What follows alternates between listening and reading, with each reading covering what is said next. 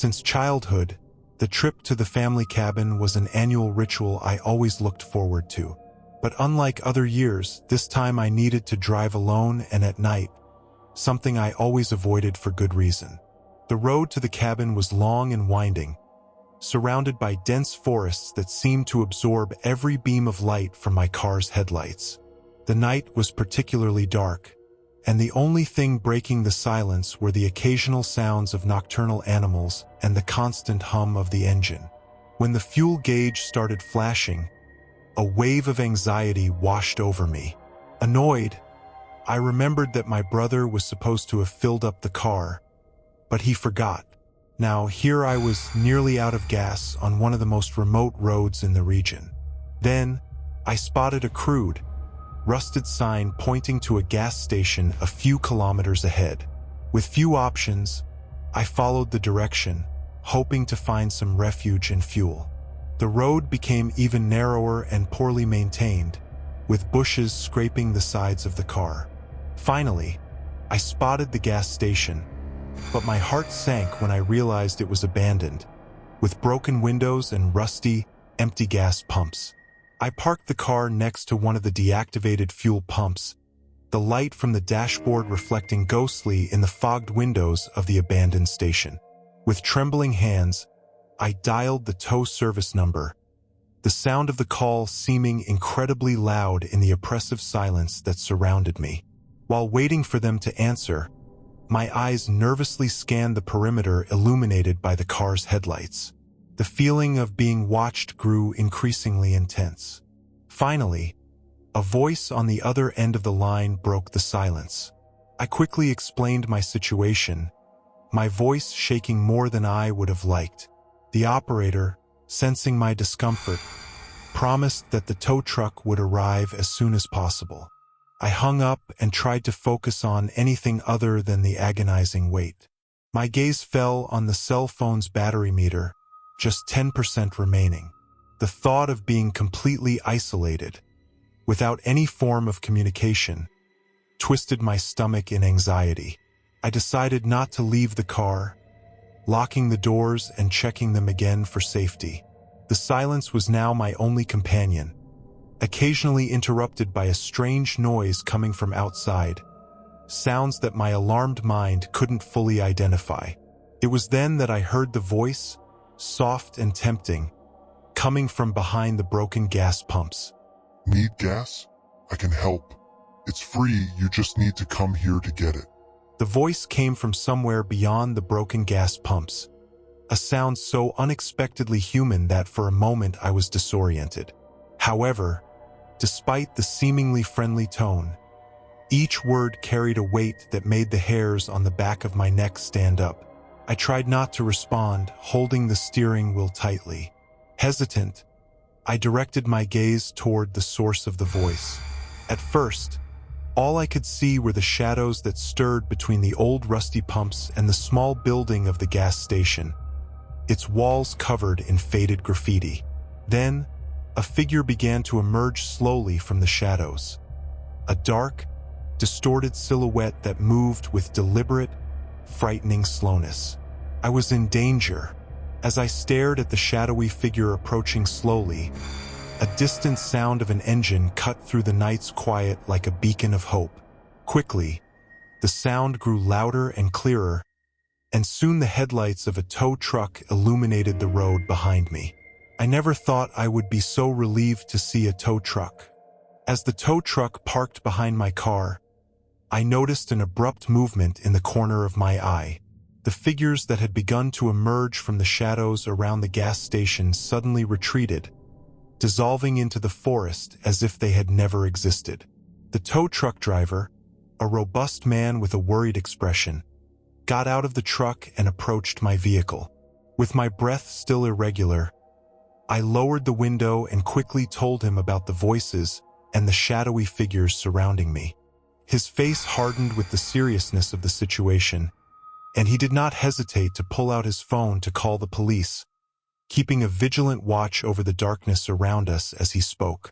Shortly after, the police arrived with flashlights and began to scour the area. They inspected the abandoned gas station, the rusty pumps, and the small building covered in graffiti. On the ground, they found fresh footprints that confirmed someone had indeed been there, but the trail disappeared into the dense forest, making it impossible to follow. I drove to the cabin with the tow truck following behind, and even after arriving safely, the sensation of terror did not leave me. That voice and the figures remain etched in my memory, making me question what was real and what could have happened if I had heeded the call of that tempting voice. To this day, I can't pass that road without feeling a shiver, remembering the shadows and the voice in the darkness, and how close I came to an unseen and unnamed danger.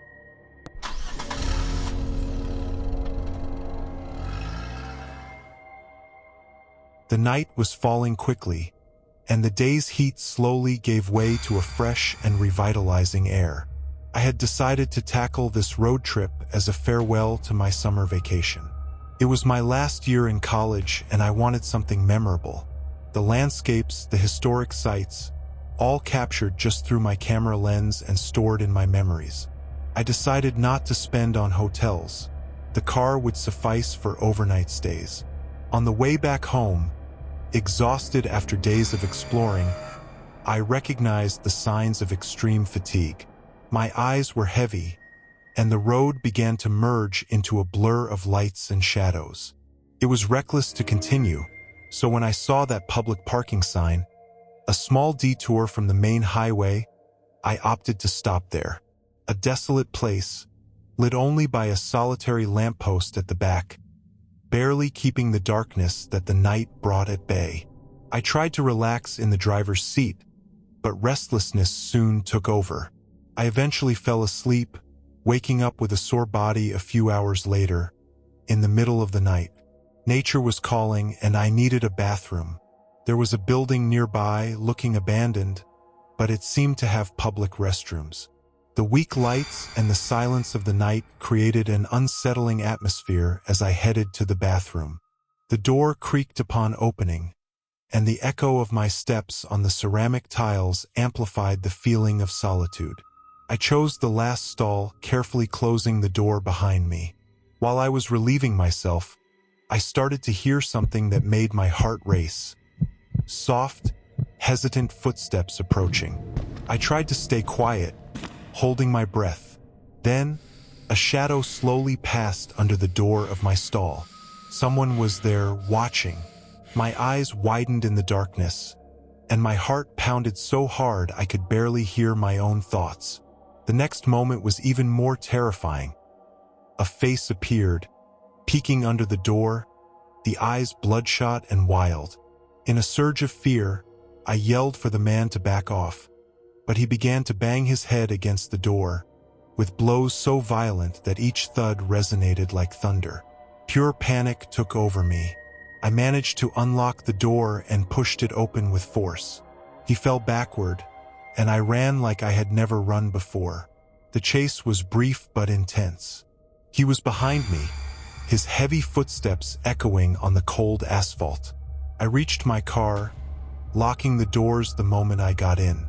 I sped away, leaving the man behind, still getting up from where he had fallen. Since then, I have never forgotten that night. The adrenaline, the fear, and the realization that in unknown and dark places, we are never truly alone. That trip, intended as a carefree adventure, transformed into a lasting lesson on the dangers lurking in the shadows of the less traveled roads.